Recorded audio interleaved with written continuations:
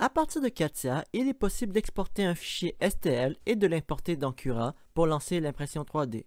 Vous devez aller dans Fichier, Enregistrer sous, sélectionner le format STL et enregistrer. Dans ce cas-ci, je vais l'enregistrer sur le bureau de l'ordinateur. Puisque Cura n'est pas un logiciel installé sur les postes informatiques de l'école, vous devez transférer votre fichier STL sur votre ordinateur personnel. Pour transférer le fichier de l'ordinateur de l'école à chez vous, vous pouvez vous l'envoyer par courriel ou en connectant à une clé USB et en sélectionnant le bon lecteur, ou vous pouvez aller directement dans Options et utiliser la fonctionnalité de Share Folders. À partir de votre ordinateur, il suffit de glisser le fichier STL dans l'application de Cura pour importer votre pièce. Au besoin, il faut orienter la pièce pour optimiser le temps d'impression. Dans ce cas-ci, j'aimerais que les trous soient pointés vers le haut. Pour ce faire, cliquez sur l'objet, cliquez sur le troisième icône ici et sélectionnez le troisième bouton. Cette fonctionnalité va permettre de sélectionner la surface et de déposer sur le lit de l'imprimante 3D. Il se peut que vous ayez des contraintes de temps à produire vos pièces d'impression 3D. Il existe plusieurs façons de réduire ce temps. Pour explorer ces options, cliquez sur l'onglet à droite, sélectionnez le menu Basic si ce n'est pas déjà fait. On ne verra pas les options avancées. Si vous êtes intéressé, je vous invite à prendre l'initiative d'explorer ce dernier. Une première façon de réduire le temps est de modifier justement le layer height, qui est la résolution de la hauteur de votre pièce. Plus le layer height est petit, plus cela prend du temps. À ne pas abuser en configurant une valeur plus grande que 0.3 parce que la qualité est inversement proportionnelle. Par exemple, si vous avez 0.15 en hauteur, le temps estimé est environ de 2h17.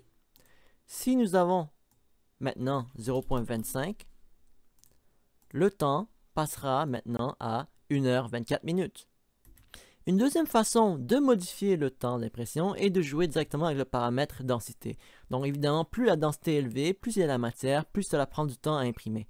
Pour un taux de 50% par exemple, nous avons un temps d'impression qui équivaut à environ 3h44.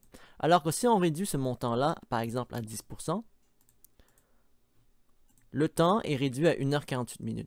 Attention à ne pas mettre une densité trop faible parce que votre pièce n'aurait aucune rigidité.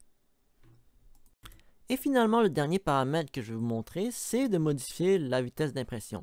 Donc une vitesse minimale que je vous conseille, c'est 30 mm/s, qui est déjà relativement très lent, mais une excellente qualité, alors que une vitesse trop élevée va vous donner une pièce qui est moins bonne qualité. Donc à 30 mm/s, vous obtenez environ 3h23, tandis que à 60 mm/s, vous allez obtenir une valeur qui est plus rapide. Pas nécessairement le double, mais plus rapide. Donc on passe maintenant à 2 heures. Si pour des circonstances particulières, vous ne pouvez pas réduire encore plus le temps, il faut dans ce cas-ci modifier la pièce directement de CATIA et relancer le processus.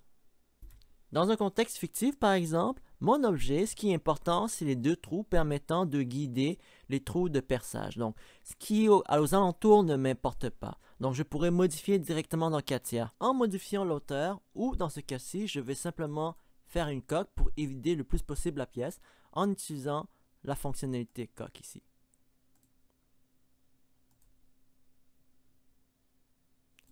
Je réexporte cette pièce-là sous forme STL et je refais le processus dans Cura.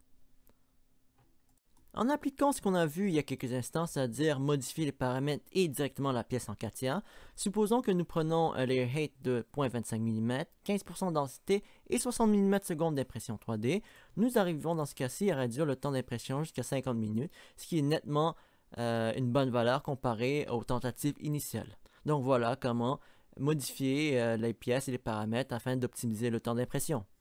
Il suffit maintenant de cliquer sur Save to File et sélectionner le bon format, par exemple dans ce cas-ci G-code, et sauvegarder sur la carte SD et l'envoyer dans l'imprimante 3D.